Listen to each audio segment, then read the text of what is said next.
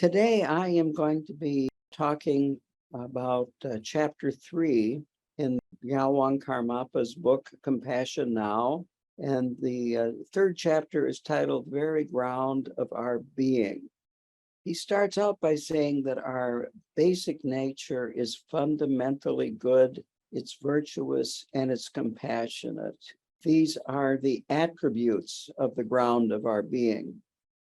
On the other hand, the way we experience things is obscured, and it prevents us from experiencing directly the ground of our being.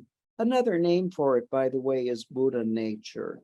But just because we cannot experience directly doesn't mean that it isn't there. That what is preventing it are superficial stains that can be removed. The classic example that he uses is the sun is not touched by the clouds, but the clouds will obscure the sun to us here on the surface of the earth. And it is that way with our fundamentally good basic nature. He then gets a little technical. He talks about it being Sugata Garbha.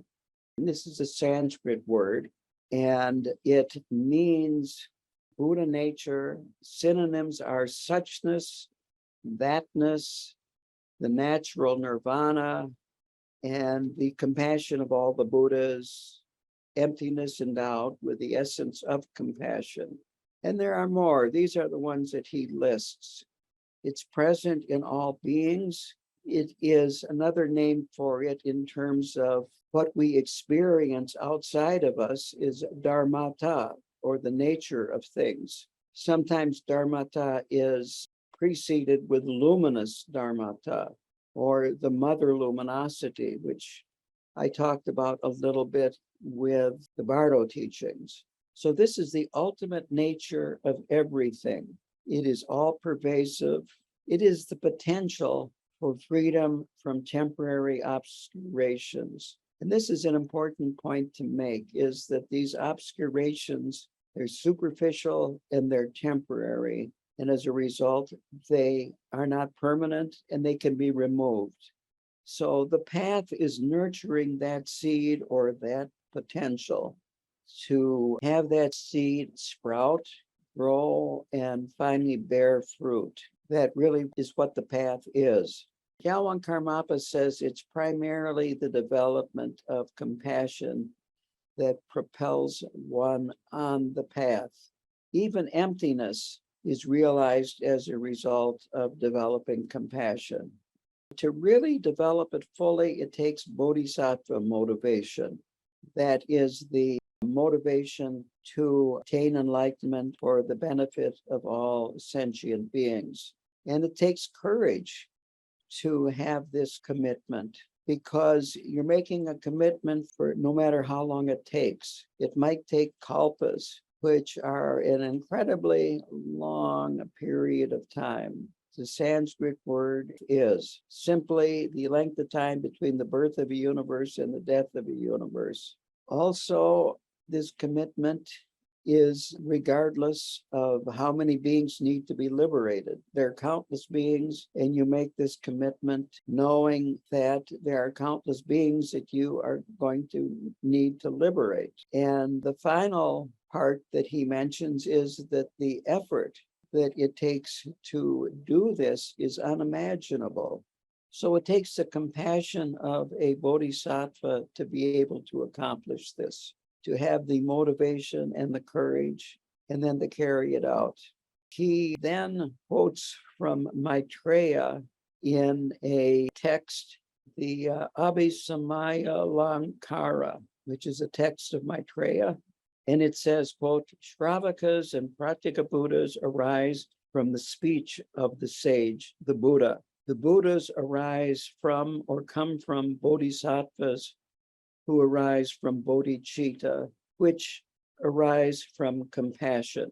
So this requires a little explanation about Shravakas and Pratyeka Buddhas. These are beings that attain a high level of realization, but they have not cut through duality. They've conquered the kleshas, the afflictive states of mind, but it's still, there is someone that attains this realization. He says they come from the speech of the Buddha because they listen to the Buddha's teachings, but they do not attain complete Buddhahood. Now, even in the common vehicle, or the Hinayana, or the foundation vehicle, Karmapa talks about, it does mention Bodhisattvas, but it expresses that the Shravakas and Pratyeka Buddhas attain individual liberation, and it is through outward renunciation. Now, on the Mahayana path, they go into great detail about bodhisattvas, bodhicitta, and compassion is an integral part of the Mahayana. And of course, Tibetan Buddhism is a Mahayana form of Buddhism. So there are two parts of compassion. There is outward focused compassion on all sentient beings, and there is inward that is focused on the achievement of awakening on yourself. So this inward focus is the achievement of Buddhahood that transcends samsara, and he says a one-sided nirvana. And this one-sided nirvana is the nirvana that these Pratyeka Buddhas and Shravakas attain. It's not seeing the unity of samsara and nirvana, and it doesn't transcend nirvana. So the bodhisattvas, this inward renunciation, is renouncing samsara and also for nirvana for oneself only. The outward focus of the bodhisattva's motivation is to benefit others. And these two are equally important. Quote, outwardly focused compassion expresses or displays itself upon awakening as continuous activity for the benefit of beings that will continue as long as beings continue to exist, which is truly an excellent aspect or quality of mind. So again, all beings have this seed. We discover it, we refine the seed by training our mind. And he refers to the Kadampa tradition of Lord Atisha. This is where the 7 points of mind training come from, or the Lojong slogans. And these have been incorporated by all 4 of the lineages in Tibetan Buddhism. The Kadampa tradition does not have an independent lineage anymore. So mind here, in terms of mind training, mind refers to bodhicitta, this motivation to attain enlightenment for the benefit of yourself and for all beings. And training the mind means cultivation of bodhicitta. It means doing what is necessary to nurture bodhicitta, to grow it, and for it to reach fruition. Now, it's important for non-dual wisdom to arise if we are going to attain the goal of Buddhahood, but we have to start with compassion. And so exchanging self for others is the standard practice in the 7 points of mind training. And he says, I'm presenting this exchanging self for other in an eclectic way. So it's best to start with an object of compassion. Traditionally, it would be one's mother. If we don't have a specific object and we're trying to develop compassion, it can easily become intellectual and abstract and become very vague and indistinct and really not any significant impact on our actual experience. So we want to have this working with exchanging self with other. We want it to be heartfelt, we want it to be personal, and we want it to be precise. Now, he acknowledges that focusing on one or both parents can be difficult for many. He says, start with whoever has been kindest to you, or whoever is easiest for you to feel compassion. So that's an important point. A lot of times and he'll get into this in more detail, but you could choose like a grandmother, or you could even choose a pet that you have or had, some being that makes it very, very easy for you to feel compassion at a heartfelt level. He says it's good to start with someone who we don't have mixed feelings towards, where we have good feelings towards a person, but also we have some maybe neutral and maybe even some negative feelings towards that person. And you don't want to start with them because the feelings might get too mixed up and cause complications that are unnecessary at this point. He says if we feel that the object of compassion deserves to suffer, then it becomes really problematical and it may remain theoretical. So you have to be careful who you choose for an object to start with. So he said to contemplate what the person has done for you that you've benefited from. Work out the relationship with this person and separate gratitude, love, and compassion. And once you've understood the differences of those three feelings or emotions, and then when you expand to somebody more distant from you, you don't have to work through those feelings again. You can just bring what you've already discovered about them to, you might say, the next level. If you have started with your mother, he says, think that all sentient beings are similar to one's mother. And then you don't have to go through the whole process for every new person. And he says, and this is why he's eclectic, and that is that people have different karma. There are many different ways to do this. Some find compassion for an enemy easier than for mom. Some can do it without distinction between friend and enemy. Then it's very interesting because he says we could even use plants and trees to start with. He doesn't say that plants and trees are sentient beings, but to think about and contemplate how much we benefit from them. We get our food, our clothing, in many cases, our homes. Some people get firewood, paper, oxygen. They purify the air. Plants do so much, and we do so little for them. Our survival depends on plants. We can relax in nature. So there's so much benefit that we receive from plants and trees and nature. We can use them as a starting point. And he said that one of the benefits of this is that you can avoid being affected by a person's reaction to you after you've been using them as an object of compassion, because your relationship with that person might change in one way or another, and that can cause complications. So here you don't have any problem. The trees aren't going to talk back to you. I will say this, that I have, as many of you know, a lot of walnut trees here, and the nuts are falling. So you have to be careful if you're out there with the trees, because they do make quite a thud when they hit the ground. Getting back to the book here, and these plants and trees are in danger of extinction in many cases. There are wildfires, droughts, logging. He said about trees, they get cut down, cut up, processed, carved, and they don't want to die. If you cut many trees down, sprout will come up from the stump. They will grow in very inhospitable places. I had some kind of a tree growing on top of my silo, which is a stone round structure. And there was just enough, I guess, sand up there for them to take root, and got, I don't know, maybe 3-4 feet high. And then we had a really dry spell and it died. But it was trying to grow up there.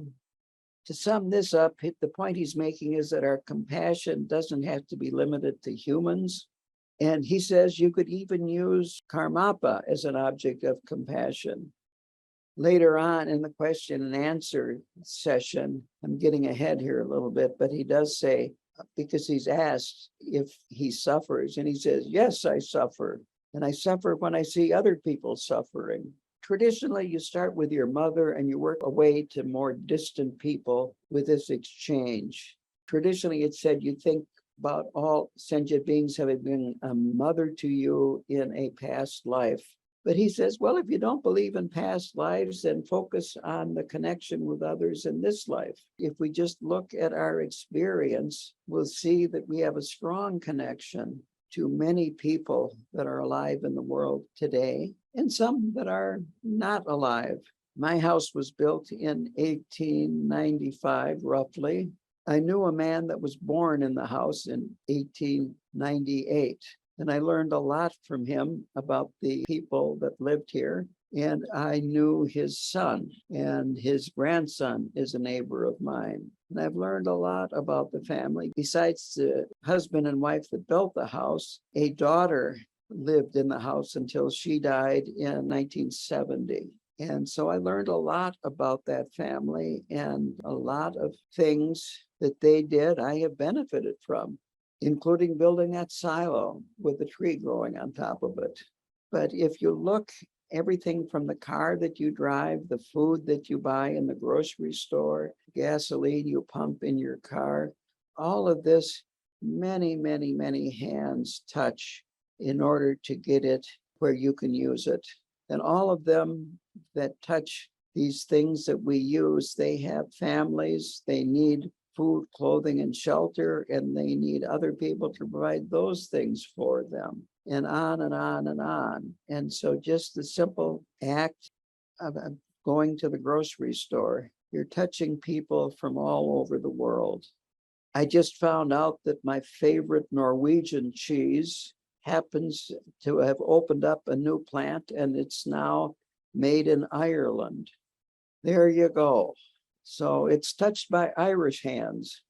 So if we just look at how we are interconnected with people in this lifetime throughout the world, contemplate the benefit that we receive from them, we can develop gratitude and compassion.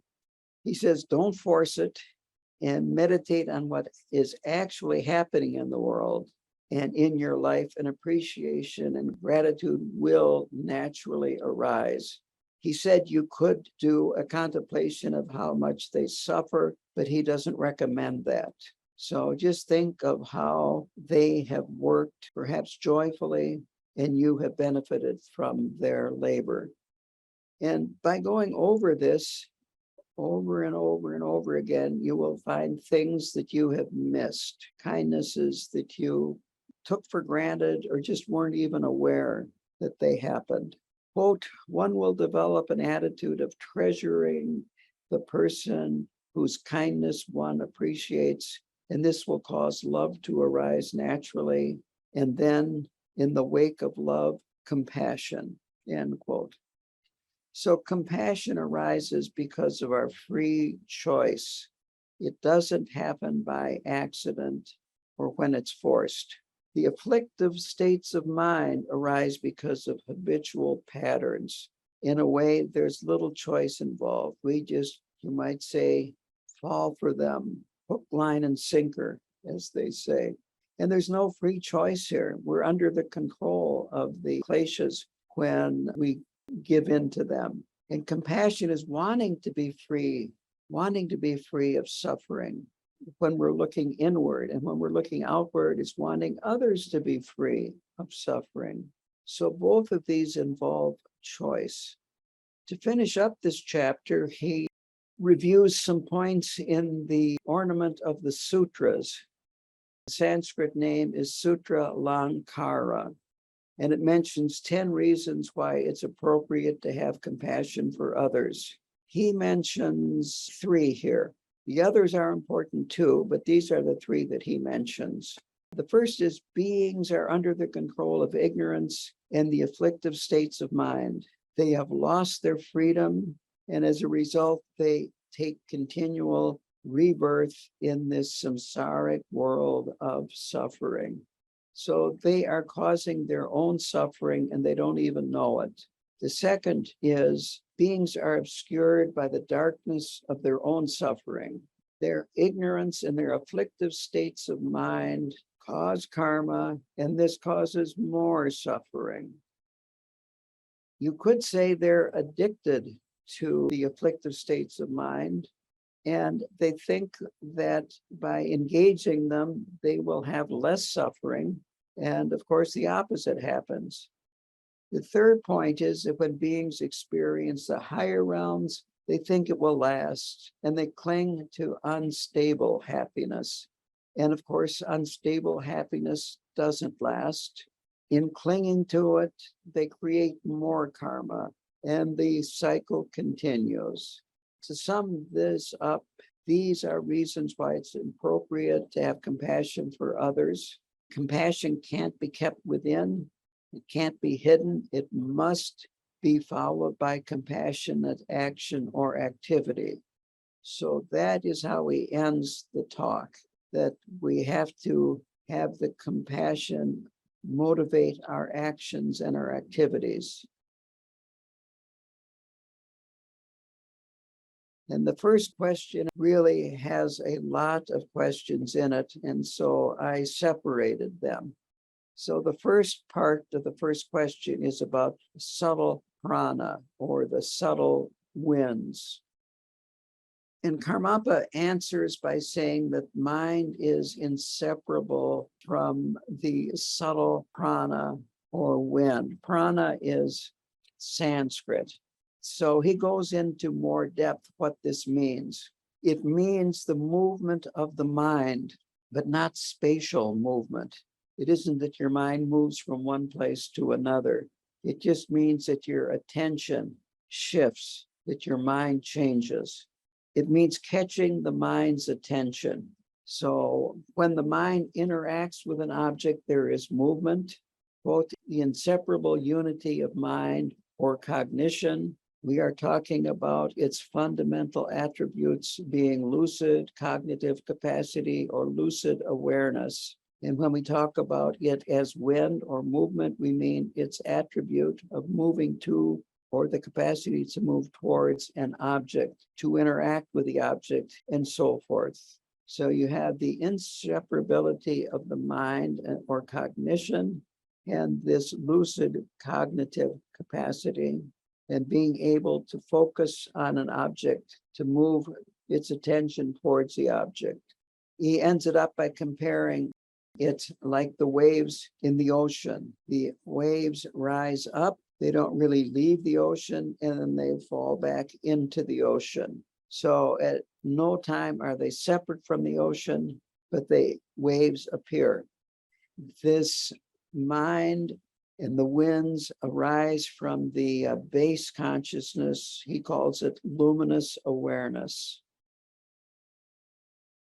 The second part of this question is, how long are we going to be here? And Karmapa kind of chuckled here because he starts right out by saying, well, let's just keep this from being mind-boggling and just discuss the galaxy that we are in, and in particular, the Earth, as the Earth is the only planet that we know of that is suitable for life as we know it. Refers to it as the place of karma, that the Earth is the result of the collective karma of beings residing here, which I'm going to say is good karma. The temperature is right for life. It stays in its orbit, and you'll be here until you die. You may be reborn here if you have enough good karma and make aspirations. Then there's discussion with the moderator, and then Lama Yeshe Gamso, who is the translator. And in this, Yeshe Gamso brings up a teleological argument. Are you making a teleological argument? And I had to look that up myself. And this is what the definition of that is. It's relating to or involving the explanation of phenomena in terms of the purpose they serve rather than the cause by which they arise. And then after that discussion, the questioner rephrases his question and says, does the evolutionary process have a purpose or grand design? And the capacity to know has three categories or things: forms, non-mental formations or non-cognitive formations. That's number two. Three is cognition or consciousness. Now, he says that scientists that are studying the material world and brain chemicals and so forth, they're always looking for physical interactions, chemical interactions, and so forth, trying to see if they produce consciousness. So he says, in a way, they're looking in the wrong place, or they're too narrow in their focus in studying consciousness. He said, since consciousness and the body are the union of two things, you can't have a union if the body came first, and then consciousness arriving later. To sum it up, he says, I don't think scientists have found the fundamental causes for consciousness, for the presence of consciousness. Now, the next question, it's a different questioner, is, do you experience suffering? And I'm shortening up these questions for brevity's sake and clarity. Gyalwang Karmapa goes through the three kayas, and the question was about nirmana kaya, and that is the physical body of an enlightened being, which is part of the three kayas, the Dharmakaya and the Sambhoga kaya. Karmapa answers that the nirmana kaya of an enlightened being does not experience suffering because they don't have an afflicted aggregate of sensation. That's one of the five aggregates or the five skandhas. It has been abandoned. Question is, do tokus suffer? And sometimes these tokus, beings, these Tibetan masters that have attained a high level of realization, come back and their rebirth is identified.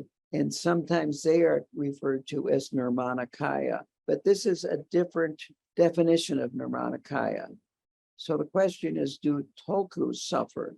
And quote, I suffer both in my experience and in the perception of others. The next question is, tell us more about how to make a game with the kleshas. He talked about this in the previous chapter. And the answer is that in order to do this, first add up the blessings that you have received by practicing virtue. Then you need to care and apply proper governance. And he describes governance as circumspection and vigilance regarding virtue. In other words, be very careful. Guard your virtue like you would your valuables. Otherwise, they will be gone. The next question is, can an object of compassion be oneself? And the answer is yes, if you can feel compassion for yourself. Then we've got another question about subtle prana. He answers this one simply that the movement of prana is change. It's a type of action or a movement. It is not a change in location, which we already went over. And then the last question is a man who says he feels that it's wrong to break big stones up. Gyalwang Karmapa says, if this helps you develop compassion, then okay, go ahead, use it. I think there is an American saying, which is the proof is in the pudding. And Karmapa, he quotes a Tibetan saying, which is, if it improves the quality of the butter, one may add dog fat. Yeah, the question is, would you go back to that explanation where the argument was teleological? The question was, before this teleological phrase came into being, how long are we going to be here? And Karmapa says, let's limit it to the earth rather than the entire universe, that it would be, in his words, Geshe Gamso's words, mind-boggling. So the earth is the only planet that we know that's sustainable for life, and that it exists in the proper orbit, the proper distance from the sun, so that we have the right temperature for life. Sometimes it might seem too hot and sometimes it's too cold, but it's good enough for human life. He feels that is because of the good karma, the collective karma of the beings that inhabit the earth. And that after you die, you can come back to earth if your karma is good enough and you make aspirations. The second part of this answer, the question is rephrased and said, does the evolutionary process have a purpose or a grand design? Which would be, if it was a grand design, there would be something theistic about this. Of course, in Buddhism, there is no supreme being. And so what he says is the capacity to know has three categories: form, non-mental formations, and consciousness. And when scientists study the material world and studying consciousness, they're studying brain chemicals and physical processes. Karmapa brings up the question, why do these chemicals interact in such a way as to produce consciousness? He's questioning this because in some scientific circles, it is felt that way, that consciousness is just chemical reactions and so forth. So he says that the union of two things is a union of two things. And if the body came first, there couldn't be a union, that the consciousness and the body had to develop together, so to speak. To sum this up, he says he doesn't think that scientists have found the fundamental cause for the presence of consciousness.